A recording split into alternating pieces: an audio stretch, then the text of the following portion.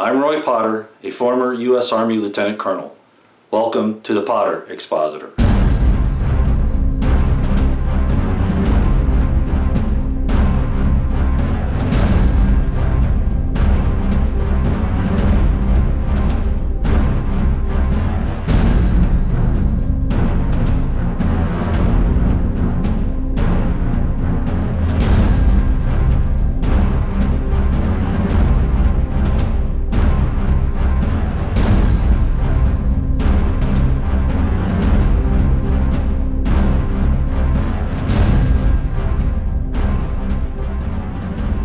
Hello, ladies and gentlemen. Today is August 13th, 2018. Welcome. I'm Roy Potter, and this is the Potter Expositor. Well, I have a couple of things I want to do. Today is the 13th. It's actually Monday evening when I'm recording this, and I'll probably get it posted tonight. I do not know if we will have a live stream tomorrow morning or not. That's Tuesday. We'll wait and see. However, all the things that I'm talking about today, we will talk about in the next live stream that I do if you choose to do so. I'll certainly bring it up if I remember. Well, today was a big day, of course. We found out that Peter Strzok, the FBI counterintelligence head, was fired last Friday by Deputy FBI Director Bowdich, who I'm going to talk about a little bit here as well. But along those same lines, I wanted to mention a few things, and I'm going to read from my Twitter feed here because I think most of my thoughts are on this. First of all, I want to start with Omarosa, because this was a very odd thing that she was even in the White House to begin with. And this was a tweet from Donald Trump. Quote, "While I know it's not presidential to take on a lowlife like Omarosa, and while I would rather not be doing so, this is a modern-day form of communication, and I know the fake media will be working overtime to make even wacky Omarosa look legitimate as possible. Sorry." And I tweeted back to President Trump and I said, "Keep tweeting, Mr. President. You have more than Omarosa to denounce and debunk. Thank you." A lot of crazy things going on right now. You noticed just earlier in the week, basically President Trump said that Sessions is scared, right? Not somebody that you'd want to trust. So if we're going to trust Sessions, that means we don't trust Trump because he's lying to us, because he doesn't trust Sessions, and he said so publicly. And I've seen some other Twitter feeds. I like to call them threadeteers, but Twitter threads, saying that President Trump's presidency, he choreographed it, he scripted it, and he's following a script. Well, I think he better change the script, but I still think he's on top of the game, but I don't think his entire presidency has been scripted or choreographed, and he knew all this beforehand. You know, in biblical scripture, biblical criticism, they often talk about how if Jesus did what he did, it was because, you know, when the scripture called for it, he read it and then he did it. And that's how he fulfilled prophecy. It wasn't just a random thing. But that's something else that we really don't want to get into today. But if President Trump is scripting his presidency, some of it's going well and some of it isn't. And I don't mean to offend Christians on what I told you. I like to bring in these things. We're going to talk about some Hebrew here at the end of this video. It'll probably take a few minutes to go through. Now, once he fired Strzok, Bowdich, and of course informed, I'm sure, President Trump that he's going to do that, or at least up the line. President Trump said in a tweet, "Just fired Agent Strzok, formerly of the FBI, was in charge of the crooked Hillary Clinton sham investigation. It was a total fraud on the American public and should be properly redone." And I tweeted to him, "About damn time. Now we need to see a criminal prosecution, followed by more criminal prosecutions up and down the line." Just so that you know, I was very adamant about that, and I still am. A lot of people are still saying that the rank and file of the FBI is okay. It is not. I'm not saying there aren't good agents there, but the rank and file isn't good. As I've talked about for a long time, these people at the top have picked and chosen those that would follow in their footsteps and do their bidding. Most of them are SJWs and leftist Marxists, just like these guys are, pretending to be, Republicans or conservatives or law enforcement or whatever. They're trying to take over the government. Okay, now I have to bring up the situation with Bowdich because this is important. This is what I'm talking about. There's something else going on here with the firing of Strzok, and I'm just anticipating it because Bowdich is the one who did it. Not Sessions, not Ray, but Bowdich. Let me just read you my tweets, okay? This is what I said in answer also. It was an addendum to what I sent to President Trump. Not that he'll read it, but this is for your consumption as well. My tweet thread. David Bowdich is a big problem as well. Most special agents in charge are. Look at the situation in Vegas, for instance. That's not Bowdich that did that because he's now the deputy director. That's Rouse, Aaron Rouse. And look at that mess and what they've covered up.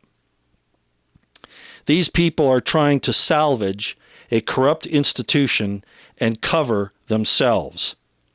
The United States Marshal Service, the DHS, supported by the United States Marine Corps, must raid and investigate the DOJ, FBI, and most of the intelligence community. Bowdich, for instance, framed Randy Weaver. Remember Ruby Ridge? Had an informant cut a shotgun to less than 18 inches. Randy didn't ask him to do that. They did it and then used that to arrest him and get the warrant. It wasn't at Weaver's request that be sawed to less than 18 inches. Bowdich obtained an arrest warrant on that lie and mounted a siege at Ruby Ridge based on the false warrant. Had feds who failed to ID themselves fire on the Weavers, causing a firefight, killing a marshal and Randy's son, wounding Randy and also a friend.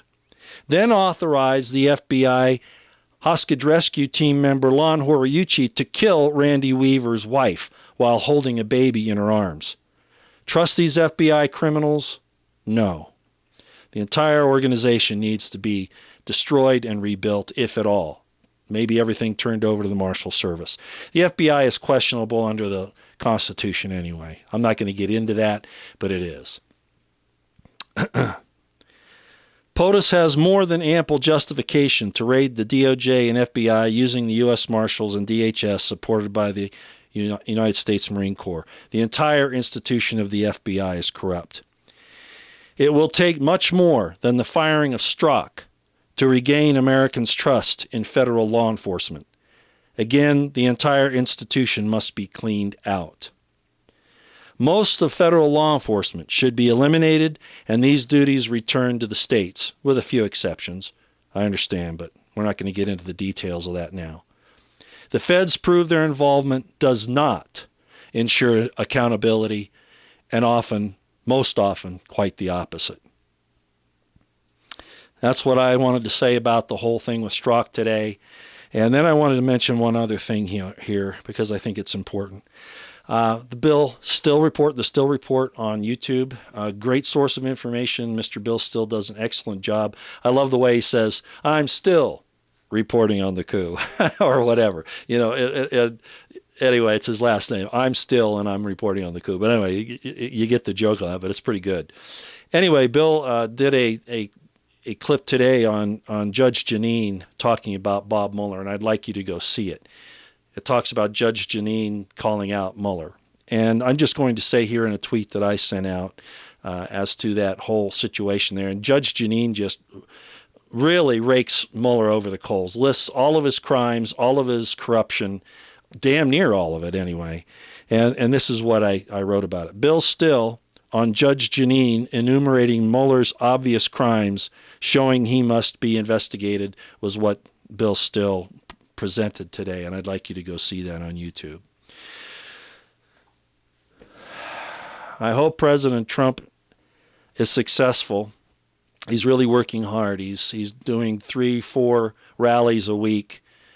I couldn't do it. And I'm about 6 years younger than he is, and I couldn't do it. He just goes and goes and goes. He's a machine. But I do believe he's dedicated. At this point, we have to go with him because he's what we've got. Okay? He's what we've got, and we've got to go with it. Hopefully we're not having the wool pulled over our eyes, and I don't believe so. He's getting too much persecution for what he's doing from all angles. So all the evidence, even if it was put on, which I don't believe so, is just a lot. And so I think that he's legitimate. And I still call him on the carpet, obviously, on certain things, but I'm not going to do that today.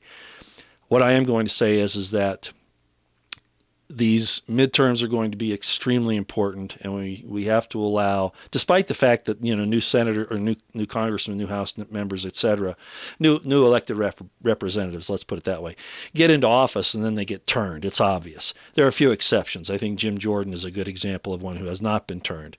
Devin Nunes as well. Those type. Rand Paul. But it does happen, and they can be persuaded for lots of reasons to do that. But the very minimum is we do have to stop the leftist, Marxist, and deep state takeover of our elected representatives. And the CIA came out it's been about a year ago now, I believe, saying that they were going to run some of their people on the Democratic ticket. So we know for a fact that they're involved in this, and they're trying to take the election for the IC, for the deep state. And President Trump is still in a great deal of danger, and probably will be throughout his presidency. Hopefully he is reelected for a second term. And even if he gets through the second term, they'll probably hunt him and his family after that. So we need to pray for them. I'll tell you what, if he is trying to fool us, we can't be held accountable for falling for it, because he is doing such a great job all around. China's being put in its place, which is the real enemy, not Russia. He's playing the game with Russia to try to keep, I think, the military-industrial complex from coming at him too strong, but that's going to have to stop eventually too. So, he's standing up to the EU and the United Nations, all of that. He actually is trying to do something about the censorship that's going on. It's kind of behind the scenes. But I think that we might be seeing, I doubt that Jeff Sessions will take any action on it, but shortly after the midterms and when the Mueller investigation is over and he can fire Sessions and Wray and Rosenstein and some of these other people and get somebody in there, then we'll see some action on the First Amendment problem and the difficulties we have because of the UN and the EU on that whole deal, and China, as a matter of fact. All right, well, that's all I'm going to talk about as far as news is concerned. I would like to move over to the whiteboard and show you some things. I'm going to take my jacket off here to be a little, because it does get kind of hot under these lights for too long. And I'd like to show you some things. Let me preempt this presentation by saying that there was a discussion on Twitter about Cicada 3301 and what that means. And I've known for a long time, at least in the understandings that I have, I've looked at the rule of nines, the 369 numbers, and the 9 itself, and how it's used in that coding that Cicada uses. I'm not an expert at that, and again, like hash codes, you kind of have to know. You can use Google and find a decoder, but those aren't always accurate. But at any rate, it's kind of like using the Rosetta Stone, which really only helps you to decipher using Greek and the Ptolemaic era of Egyptian help you to understand that. But First Dynasty and Second Dynasty Egyptian was nothing like Ptolemaic Egyptian. So, it's kind of that thing when you do these types of things.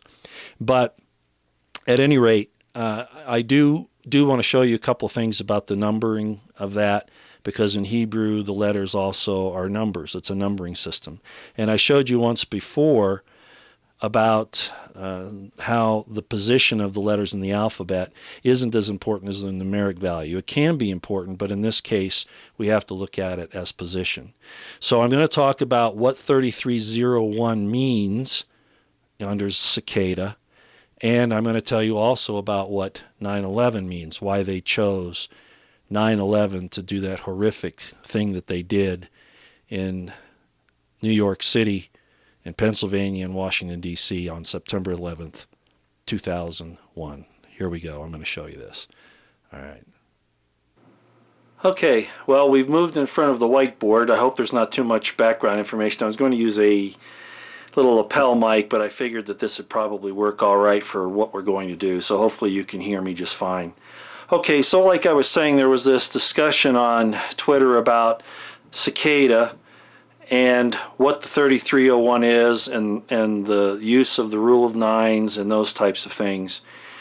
And one of the things that I found out early on was that a lot of this had Kabbalic overtones or undertones, depending upon how you want to look at it. And I talked about that like, I don't know, it was probably last November.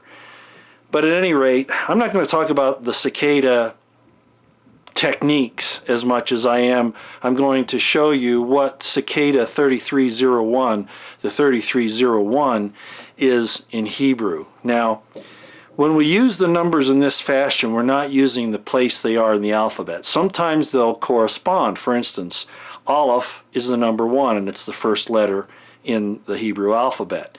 But then it changes as it goes on down, okay? So we're not going to take the position of the letter as much as we are its numeric value. That's what's important, okay? So let me show you what 3301 is when we change it into the Hebrew. In other words, we change the numbers 3301 into their Hebraic equivalents numerically, which are also the alphabet equivalents. So let me show you how that looks. This is it right here. There's the 3301, okay? Now Hebrew is written from right to left. So we're going to start with the Gimel. That's the 3 is the Gimel, okay? Gimel is the hardest letter for me to write in the Hebrew alphabet. I don't know why. It's in some ways it's very similar to the Beit, so I always have to be real careful, and I don't ever quite do it justice. But there's the 3, and there's the 3 there. 3, then the position of 30 is the Lamed, and that's what we have here. And then the 1, of course, is the Aleph. Now in Hebrew, that's spelling what? It's spelling Gimel, Lamed, Aleph. And if you look it up in a Gesenius, you can't really find it in a, well, you can find it in a Strong's, but you got to know what you're doing. You look it up in a Gesenius Hebrew lexicon, there are a number of definitions, put it that way. Now, biblical Hebrew was written without any vowel signs, and there's a reason for that, and I'm not going to get into the technicalities, but basically, let me tell you what 3301 translates into when you move it into this word in Hebrew. Remember I said that Cicada has Kabbalic overtones? The word Kabbalah in Hebrew means to reveal. Another word that means to reveal is this one, Gimel, Lamed, Aleph. It also means to reveal, but it's not in the sacred sense. It's in an alternative sense. Another definition that you can look at with this, and this is really the one that you have to pay attention to as to what this whole thing, the Bible talks about Lucifer being the most beautiful angel, and that when he comes he appears as an angel of light, beauty. I don't want to be pointing fingers at Cicada, but I've got to question what their motives are. It may be good, but they've chosen something very, very bad here. The other meaning for this word is to make the land naked of inhabitants. You get the gist of that? To make the land naked of inhabitants. That means kill everybody.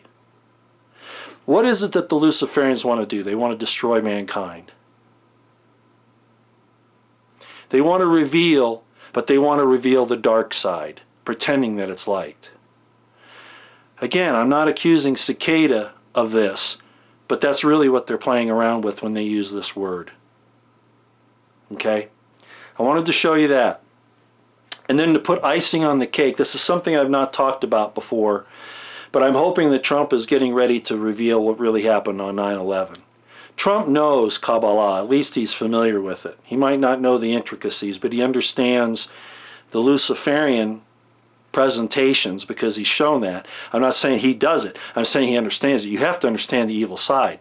And I've shown before how he has used Kabbalic symbols to send messages to the Luciferian side, to the deep state, to the New World Order, to the Rothschilds, for instance.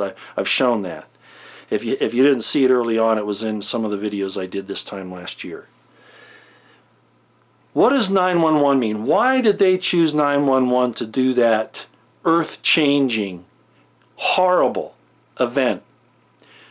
Obviously, it was to bring in what had been written a few years earlier called the Plan for a New American Century by Cheney and those guys, Rumsfeld, etc. They wanted